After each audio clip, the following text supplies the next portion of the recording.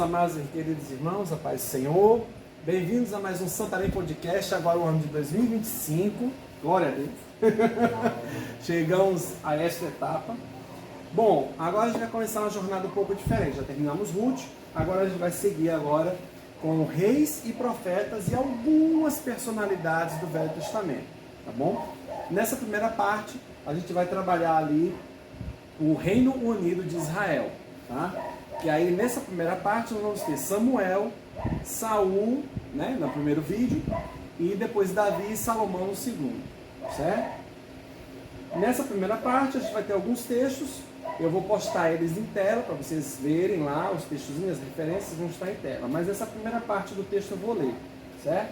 Que se encontra em 1 Samuel, capítulo 1, aí o versículo 1 ao 2, depois a gente pula para o 20 e depois pula para o 27 ao 28, todos os versículos, tá?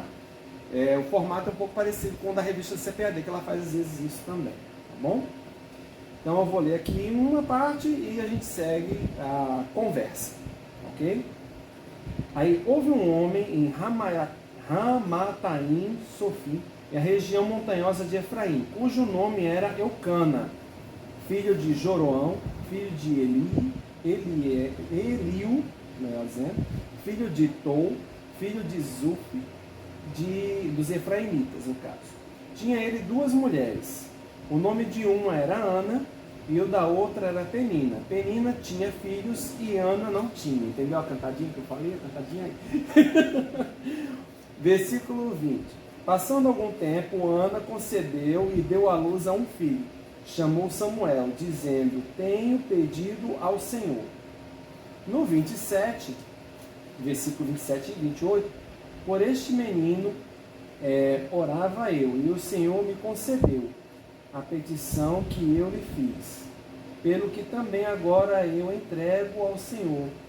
Por todos os dias que ele viver, pertencerá ao Senhor e adorará ali ao Senhor. Essa pessoa está falando do Samuel, né? Esses aqui são os pais, né? Especificamente Samuel, que era Ana e Eucana. E tinha circunciso da outra esposa, Penina, que dá até uma peninha, entendeu? Peninha. Mas não é para ter pena não, irmão. Ela tinha muitos filhos e ficava azucrinando a outra. Certo? Então aqui ela tem toda aquela questão da aliança, como eu acabei de ler, né? Ela tem a questão da aliança com Deus, porque ela não tinha filhos, certo? E a aliança não é só para o filho, e sim para o ventre, né? Porque depois de Samuel, ela ainda teve outros filhos, né? Porque antes ela não tinha filhos, porque ela havia algum problema, né? Que a gente acredita que seja no ventre, né? Então Deus abençoou ela, mas ela fez uma promessa a Deus que daria o seu primogênito, seu primeiro filho, ao Senhor Deus, que seria Samuel. E ele seria criado na casa do Senhor, certo? E seguindo aqui um pouco mais adiante, ela cumpriu a sua parte, Deus fez a parte dele, ela cumpriu a parte dela, isso é importante, né? Ao chegar lá, ela entrega a Eli, que é o profeta naquele momento, lembrando que o Eli, estou resumindo, tá, gente? Só para o pessoal saber, daqui a pouco a gente começa a discutir o assunto. O Eli, ele ocupa várias funções, que a gente sempre fala do Samuel, múltipla função, o famoso bombril, né? O multiuso. Mas no caso o Eli, ele também tinha essas mesmas funções também. Ele era o regente, o juiz, o sacerdote e o profeta, apesar que na parte do profeta ele está meio capenga. Mas ele ouvia de Deus, que Deus falou com ele, né? Então ele estava em contato com Deus sim, né? Mas ele não ouvia e aplicava, né? Um outro probleminha que a gente vai adentrar já já. Né? Aí é isso que eu queria saber. Nessa situação agora, que nós já chegamos aqui na parte do Samuel, no caso, e o Samuel é entregue lá, depois do desmame que eles botam no texto, né? Ele já tá um rapazinho, a gente acredita que ele tinha aproximadamente ali uma idade já de compreensão, podemos dizer assim, né? Entre 5 e 7 anos, chutando por aí nessa casinha, né? Apesar que aqui não tem data, né? Não tem fala só do desmame, né? Mas não tem uma data ali muito precisa, né? Aí depois que ele é entregue para ser criado ali, quem recebe ele é o Eli. E qual era o problema exatamente ali do Eli em si? Não é em relação à criação do Samuel, é claro, né? Ele não tinha. Ele já tinha alguns probleminhas, não era só idade. Né? Aí eu queria saber de vocês como é que vocês veem ali a relação dele, do Samuel com Eli, e do Eli com os filhos, nesse primeiro momento. Bom, eu tinha esquecido de um detalhe, antes de entrar no assunto, apresentar o nosso orador da noite, vai ser o irmão Alisson. Claro que esquece. Ou será que não? E o nosso convidado aqui na assistência é o irmão Mateus, que não é o Mateus que está atrás das câmeras, que lá é o Lucas, Mateus aqui é só o Mateus, tá bom? Senhor. Bom, e aí, o que vocês, agora voltando para o assunto do Eli, como é que é essa relação do Eli com o Samuel e com os filhos? Bom, primeiramente, a paz Senhor a todos que estão nos ouvindo, nos vendo, né? E segundamente, a paz Senhor, né? Irmão MJ, né? Podemos chamar assim. Confesso que é a minha primeira vez como orador, né? Falador aqui. Não sei se eu me sinto tão à vontade do outro lado da mesa. Mas enfim, discorrendo a respeito do texto do livro de Samuel, né? Nós podemos ver que esse texto, quando ele começa, ele já fala não da vida de Samuel, mas de por que Samuel veio para o mundo. Isso que é mais interessante, né? Pela oração da sua mãe Ana, que era zombada, criticada por não ter um filho, e justamente Samuel vem como esse filho, o filho da promessa, ao qual Ana orava tanto, chorava para Deus, e quando ela faz esse voto com o Senhor de ter um filho, o Senhor concede esse filho a ela, faz um voto e são bem ajustados, e quando Samuel nasce, através desse voto que Ana fez, ele é consagrado a Deus, indo à casa do Senhor, à casa dos levitas, para assumir o papel de sacerdote futuramente, né? E aí é que entra a relação entre Samuel e Eli. Eli era o regente da época, o juiz, o sacerdote, enfim, os cargos principais, né, que a gente considerava como principais no povo de Israel. E Eli, ele cuidava de Samuel, desde a sua meninice, a ser um homem bem assim, com intimidade com Deus. É diferente porque ele não fazia assim com os filhos dele. A casa de Eli, o reino que ele regia refletia o que havia na casa dele. Dois filhos que não respeitavam a Deus, não honravam a Deus, tinham uma casa desestruturada, e por causa disso o reino sofreu muito nas mãos de Eli, porque ele não conseguia balancear as coisas. E por causa desse mau reinado dele, o Senhor faz um voto de que amaldiçoaria Eli e a sua casa permanentemente. E aí Samuel entra nessa história. Antes dele assumir o papel de Eli em toda essa história, Deus fala através de Samuel a Eli que ele sofreria consequências por não ouvir a voz do Senhor, né?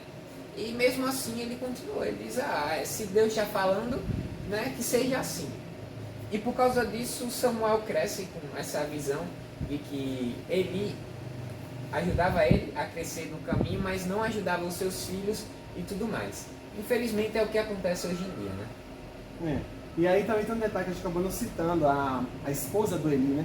Ela não aparece no texto bíblico, a gente também não sabe ao certo se ele era viúvo ou se ela estava lá, só o Samuel, quem está escrevendo é Samuel, tá?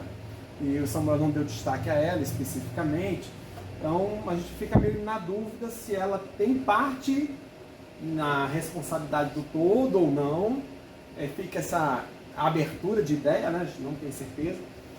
Né? Mas como a responsabilidade ficou pelo dono da casa, que é o Eli, então a justiça caiu sobre ele, né? Afinal de contas, ele era, como eu disse antes, tinha várias funções e ele também tinha que ser responsável pelo seu lar, pelos seus filhos, né? E pelo menos o Samuel escapou, né, nessa situação toda, né? Foi bem educado, graças a Deus. Pelo menos ele conseguiu se salvar no meio dessa confusão toda, né? Aí teve a situação em que Deus chama o Samuel. Né? Aí chegamos nessa partezinha, depois dessa desestruturação, chega essa parte, Deus vai lá e chama ele, que é inclusive vai estar no vídeo, né? Que é o capítulo 3, certo? Então é ali o momento em que Deus vai e faz o chamado para o Samuel, né? Chama ele durante quando ele está dormindo, né? Aí vocês querem completar alguma coisa nesse momento do chamado? Pode falar. Ele está acompanhando, por enquanto. a respeito do chamado que Deus tinha para Samuel, né? Uma coisa interessante do seu nome é justamente do sonho que ele teve quando Deus o chama, Samuel, Samuel, e ele, sem entender nada, nunca tinha ouvido uma voz de além, podendo ser assim, né? Do nada eu tô escutando uma voz aqui dormindo, o que é? Ele achou que era Eli que estava chamando ele. Quando ele vai para Eli, né? Ele, incrivelmente, com toda a sabedoria, não sei que sabedoria era essa, porque parece que no resto da vida dele não havia essa sabedoria, né? Com toda a sabedoria diz, olha meu filho, essa voz tem te chamado tantas vezes, da próxima vez que ela te chamar, vai lá e diga seu nome, que é justamente o significado do nome de Samuel, né? Fala que o teu servo ouve, ou aquele que é ouvido, né, por Deus. E quando Samuel tem isso daí, esse sonho, pela quarta, terceira vez, Deus fala o nome dele, e ele se apresenta a Deus, e Deus começa a contar o que aconteceria a partir dali, né? Que no caso Deus amaldiçoaria Eli e a sua casa por desrespeitarem o que era sagrado, o que era santo, né? Os filhos de Eli na verdade fizeram isso, Ofni e Finéas, desrespeitaram o santo dos santos, a arca da aliança, tudo o que havia de sagrado em Israel. Então, por Eli saber dessas coisas e não repreender os filhos dele, o peso do pecado dos filhos caiu sobre ele. O problema foi isso. E Samuel teve essa chamada, essa parte importante para anunciar a Eli essas coisas. Agora também tem uma coisa interessante, e isso também gerou no Samuel um certo sofrimento, porque ele amava ele. É como um pai. Você imagina a situação, você vai ter que contar a notícia ruim, aí vai provavelmente perguntar por que fizestes isso, por que você não fez as coisas do jeito certo, né?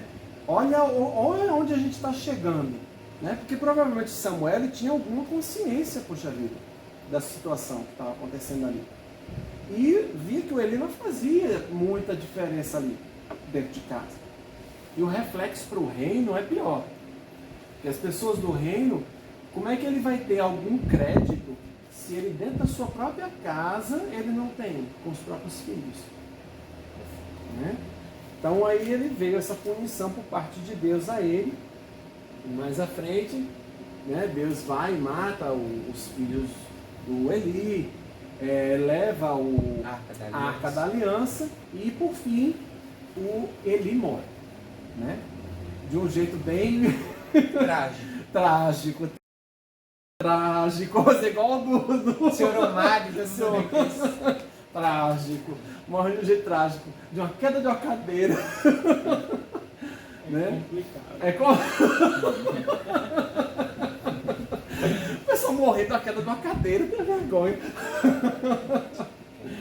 Você até tinha dito, né, que ele não morreu só da queda da cadeira, ele tinha morrido também por conta do peso, não foi? Que você tinha pensado? Que ele já estava bem pesado, né?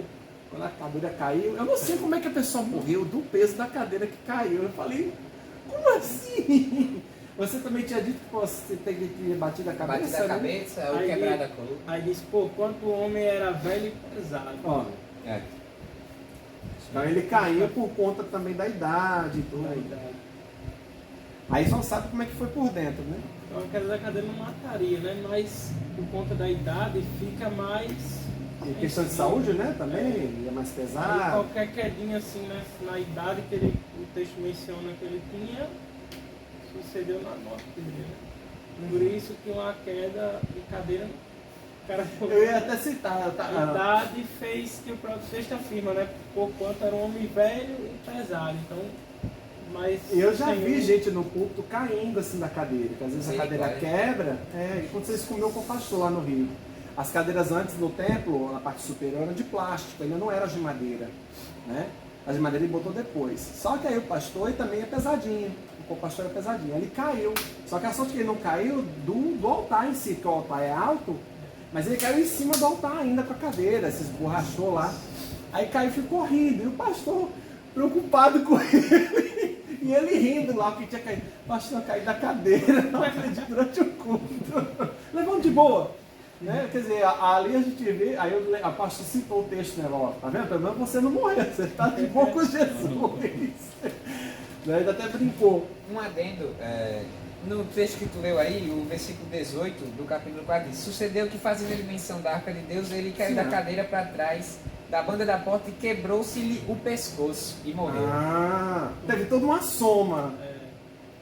Teve toda uma soma. peso, tudo isso Somou para a morte dele. Jogou Israel 40 anos, viu? Detalhe. Essa é uma simples queda, mas Não foi. teve várias coisas para suceder a E a partir daí entra uma brecha. Aí essa brecha é o que nós chamamos ali de sem gente para reger, né? A gente deduz, a gente tinha comentado até antes, né? Que a gente deduz que um conselho de sacerdotes passou a administrar Israel. É uma dedução, tá, gente? Porque não tem um líder exatamente assim, não fica nítido uma liderança antes de Samuel. Fica aquele negócio meio dúvida, fica um vazio, né?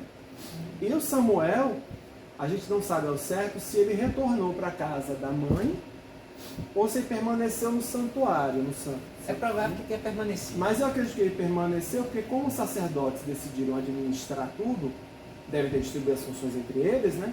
Devem ter ficado também responsável por Samuel, é porque ele estava numa preparação para assumir o lugar do Eli futuramente. Ele estava sendo preparado para assumir o lugar de Eli. E mais à frente ele assume realmente esse lugar, né? Ele chega a assumir esse lugar mais à frente um pouquinho, eu acho que lá a partir do 8, do 7, né? Do 7. Aí do 7 em diante ele fica ali governando Israel como regente, mas também ocupando aquelas outras funções que ele ocupava antes, juiz, sacerdote, profeta, né? Que a gente já sabe. Aí depois disso, que ele assume essas funções, ele já está numa certa idade, governou um certo tempo, como já citou também sobre o assunto, ele governou ali num determinado tempo, e chegou uma época que o povo queria um rei, né? O povo desejava um rei, um governante, e pediu a Samuel um rei. Pediu para Deus que Deus concedesse a eles um rei, porque disse que todas as nações vizinhas tinham um rei e eles não tinham, né? E aí é onde vem alguns percalços, né? Você também tem umas perguntas, né, fazendo dessa parte agora, nessa fase, né? Porque o povo de Israel, ele não aceitava Samuel como seu rei. Essa seria a nossa primeira pergunta. Por que ele não poderia ficar na função do rei ali, naquele primeiro momento? Na verdade, Samuel, como o texto já diz, né, ele até que assumiu praticamente a vida inteira como juiz de Israel, né? Só que quando ele foi envelhecendo, Mateus, o povo percebeu que os filhos, detalhe, né, Samuel teve filhos, tá? Ele percebeu que o povo percebeu que os filhos de Samuel não eram como ele, não regiam como ele, não tinham capacidade de ter o juizado, né, do que Samuel tinha. Então o povo, de certa forma, olhou para os filhos de Samuel e o rejeitaram. Ah, não, se for para ter esses meninos como juiz, a gente prefere ter um rei. O segundo ponto é que o povo tinha inveja dos outros reinados circunvizinhos, que tinham um rei que realmente era uma autoridade, que representava um poder executivo, né, naquela época. Então o povo de Israel olhou para as outras nações e disse: esse povo tem rei e a gente não tem. Foram lá em Samuel, já velhinho, disse: a gente quer um rei. E foi aí onde começou essa bafafá em Israel, querer um rei, né? Mas aí tem um detalhe também interessante. Ele está nessa época preparando um jovem Natan para ser um sacerdote, né? É o mesmo que aconteceu com ele também tinha um garotinho lá preparando. Só que ele também não tinha provavelmente condições de governar nem a tal, né? Que era uma criança, provavelmente, né? O povo jamais aceitaria ele, mesmo entre toda a estrutura, porque a gente sabe que lá na frente ele tem, né? Que ele aparece com o Davi quase ali na mesma idade, né? Mas ele não teria naquele primeiro momento situação de si para governar, pulso firme, tem problema. Aí não é só os filhos, até que esse próprio Samuel preparou também não era o que o povo queria. Até nisso o povo é ruim. Eu tenho meus filhos, não presta. Eu tenho um separado, ungido aqui. Também não quero esse aí, não. Não, e começou aquela busca, aquela procura, né? Então ele buscou a Deus, né? Até a gente vai vendo no texto, no decorrer do texto, que ele vai lá, busca a Deus para saber como é que vai fazer a partir de agora, né? Aí você disse da parte que ele discutiu com Deus, que o povo está rejeitando ele, né? Você está comentando até? Sim, exatamente. Samuel foi consultar a Deus a respeito disso, né? O povo pedia um rei queremos um rei agora, imediatamente nos dê um rei. E Samuel, calma, não é assim que a banda toca. Ele foi consultar a Deus, buscou a Deus e Deus falou com Samuel. E Samuel pergunta a Deus, e agora? O povo quer um rei, o que a gente faz? Então Deus responde a Samuel, calma Samuel, eles não rejeitaram você, eles rejeitaram a mim. Eu sou o rei de Israel e eles não me querem mais como rei? Eles têm um rei, só que eles não estão entendendo o tamanho do poder de Deus. Então eles rejeitaram ao Senhor naquele momento. Eles queriam um rei físico. Um rei físico. Um rei que fosse o representante legal deles. Não é? E Samuel até falou para o povo, olha, vocês vão ter um rei? Vocês querem ter um rei mesmo? Porque um rei vai cobrar impostos sobre vocês, vão pegar seus filhos para ser servos, suas filhas também vão servir. E agora, mesmo assim vocês vão querer? O povo, não importa quais sejam as consequências, a gente quer um rei. E impressionante é que ele dá o rei que o povo quer, né? O povo escolhe lá, como você falou, o alto, bonito e cheiroso. Literal, brincadeira, tá, gente? Mas ele escolheu aquele ao qual o povo indicou, não foi escolha de Samuel, foi o povo que indica, né? Apesar de que você disse que eles até se encontraram antes, conversaram e tudo, mas de certa forma a escolha inicial do Saul veio do povo, de certa forma, não do próprio Samuel. Samuel conheceu Saul, né? Mas quem indicou foi o povo. Isso. Aí, porque o povo de Israel escolheu Saul e o Senhor ungiu ele. É aí onde eu quero chegar. Há uma separação entre a escolha que Deus fez para ser Saul e o porquê o povo escolheu Saul, né? O povo escolheu Saul justamente porque ele era um homem belo, um homem alto e que ele pudesse fisicamente representar o povo.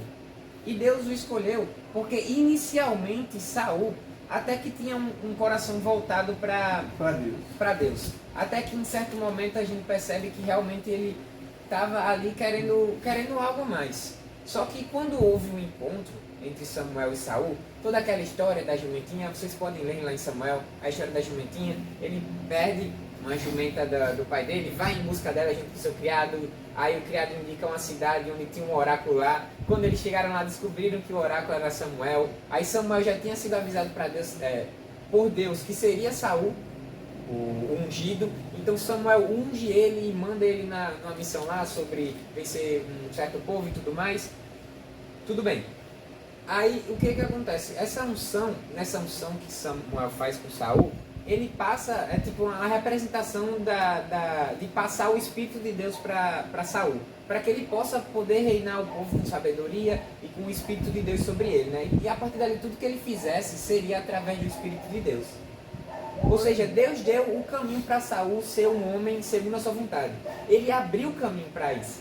Só que a gente vai ver que a escolha de Saul não foi para ser um homem segundo a vontade dele. Inclusive, como ele acabou de citar na pergunta, né, o ungiu. Entendeu? Quer dizer, fez a pessoa que governava ter que ungir ele para que ele fosse o rei. E passou daquele momento ali a divisão das funções. Então Saul assumiria a parte de gestão, né, de reger o povo, né, e a parte de julgamento também, de decisões de juízo. E o Samuel ficaria ali com a parte de sacerdote e profeta. Então eles ficariam, de certa forma, as duas funções separadas, né? Aí o que acontece? Com essa separação, como você disse logo no início, ele estava ali seguindo o coração de Deus, né? Estava ali bonitinho, governava, estava ali junto com Samuel, consultava. No início, é tudo mar de rosas. É tudo muito bonito, tudo maravilhoso. Aí começa a brotar os problemas, né? Em questão de administração, com o povo da casa, com os vizinhos que começaram a crescer o olho. Agora tem um rei, né? Tem dinheiro circulando ali.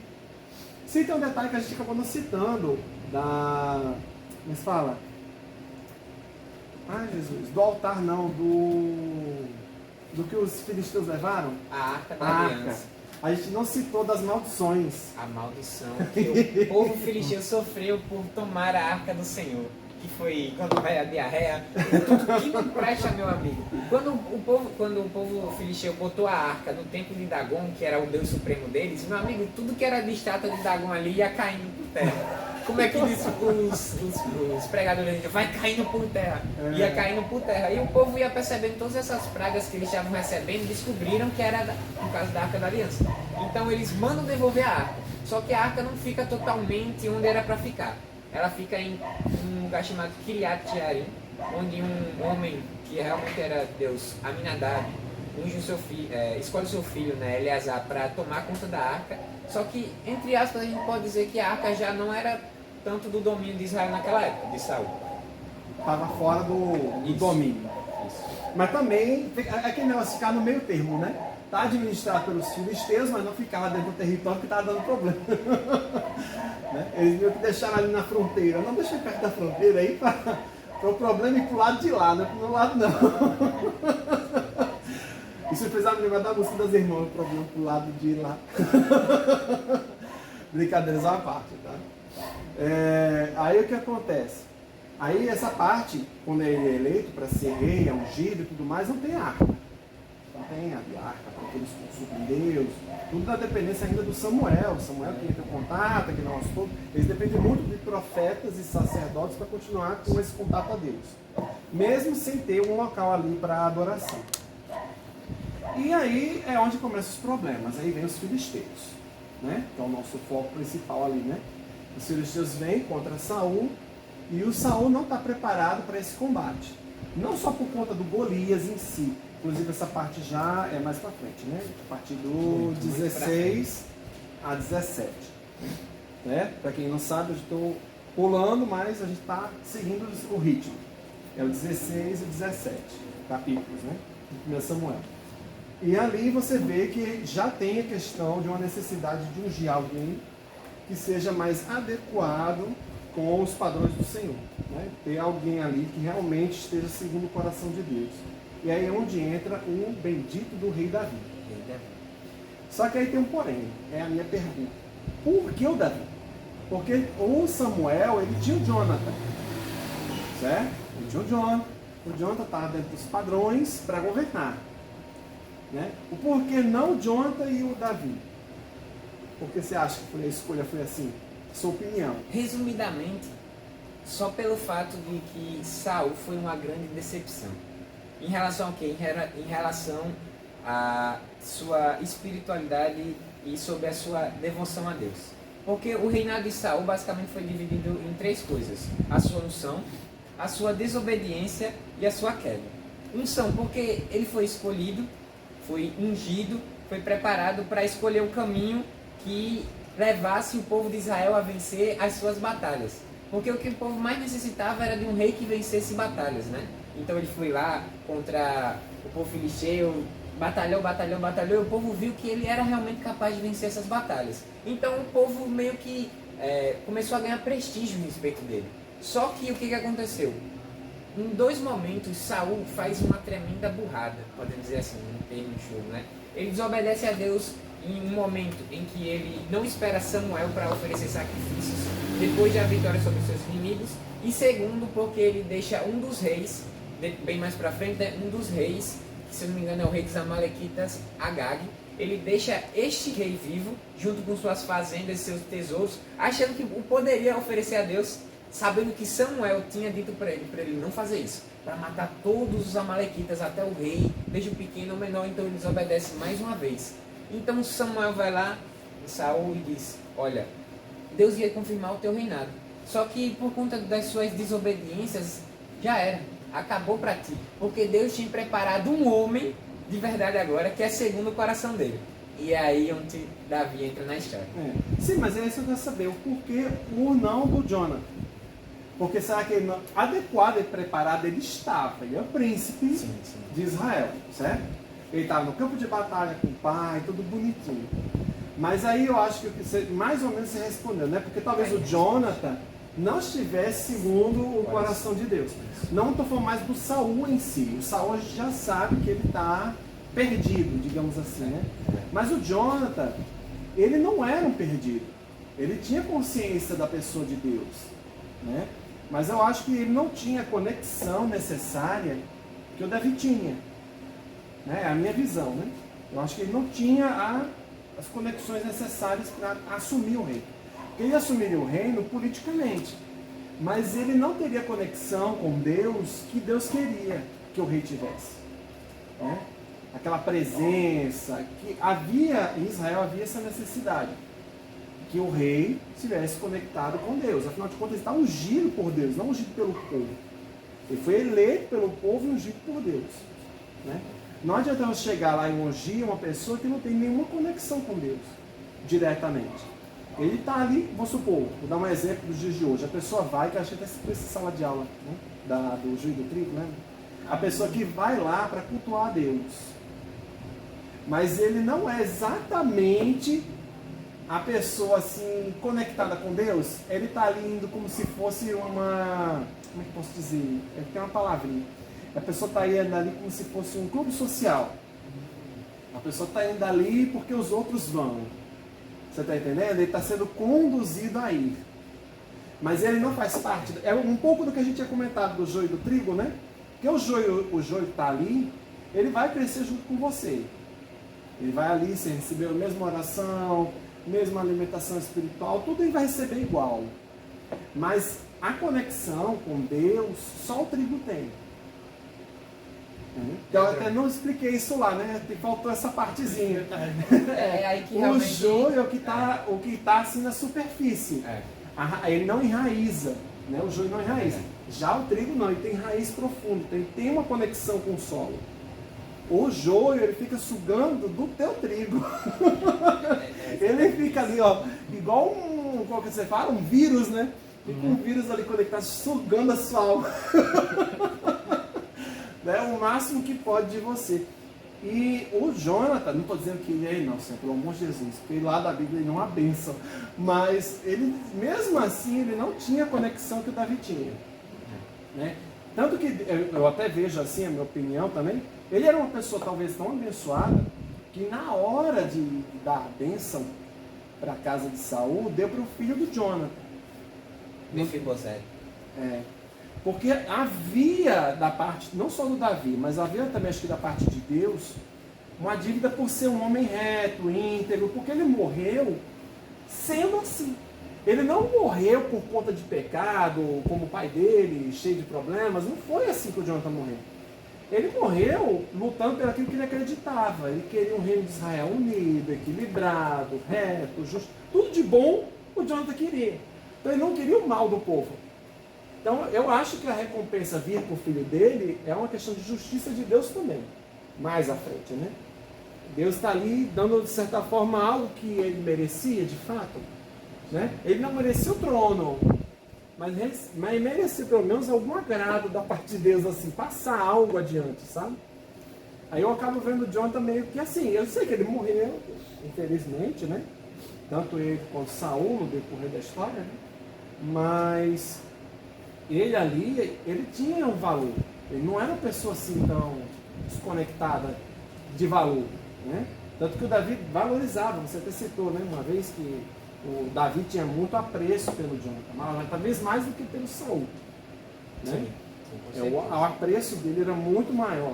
Mas você vê como é impressionante que Davi, por mais que Saul, em vários casos, tenha tentado matar o próprio Davi, né? Quando ele soube que Samuel tinha ungido outro, por mais que ele tentou matar Davi, Davi de nenhuma forma ergueu sua espada sobre Saul. Ele até fala, poderia eu levantar a minha mão contra o ungido do Senhor? Isso ele falando de Saul. Mas esse é engraçado. Ele está falando de uma pessoa que foi ungida, ele não é o ungido mais. Você disse que ele não é mais ungido. Mas Davi não sabia disso. Exatamente. Ou também ele via que essa pessoa já foi ungida. Ele tinha essa visão. Não, mas ele já foi ungido de Deus antes. Então, ali por conta disso, ele já tinha meio que essa visãozinha de que ele, de certa forma, era ungido, apesar que a unção está sobre Davi, né? Tanto que Davi é que Deus vai abençoando. E Saul, ele vai jogando uma unção. Se diz que ele até, depois que ele perdeu a unção, ele ganhou um espírito ruim, né? Houve um processo de unção, né? Quando Samuel fala que Deus já tinha preparado o homem segundo o coração dele, alguns anos depois, tempos, enfim. Nós não sabemos a data exata, mas um tempo depois, Deus manda a Samuel ir ungir um novo rei sobre Israel, e ele manda justamente na casa de Jessé. onde Jessé tinha vários filhos e Davi era o menor da casa. Passou os vários filhos, Deus disse que cada um daqueles não era segundo o coração dele. Quando chega no último, ele estava cuidando das ovelhinhas, seu pai, manda chamar, chamou, ungiu. Quando Samuel ungiu a Davi, o Espírito de Deus que havia sobre Saul sai dele e passa para Davi. Só que o problema é que quando o Espírito do Senhor saiu de Saul, entrou um espírito mau nele. Esse é o problema. Bom, gente, a gente vai dar encerrado por aqui essa primeira parte, que é a parte do Saul e Samuel, que aí a próxima parte é Davi e Salomão, que aí já entra Golias, que aí já pega de Golias em diante. Né? Então, eu queria agradecer a presença dos amados, né, a participação, aos irmãos que estão nos assistindo. Por favor, não se esqueçam, deixe os comentários abaixo aqui do vídeo, que a gente, na prosperidade, né, a gente vai trazer algum questionamento, alguma pergunta. Dê o like, por favor. Quem não está inscrito, inscreva-se. Não só inscreva, mas se inscreva. Para receber o conteúdo, compartilhe. Tá? Para que possa essa mensagem alcançar mais vidas, tá bom? Agradeço a todos, fique com Deus e a paz do Senhor.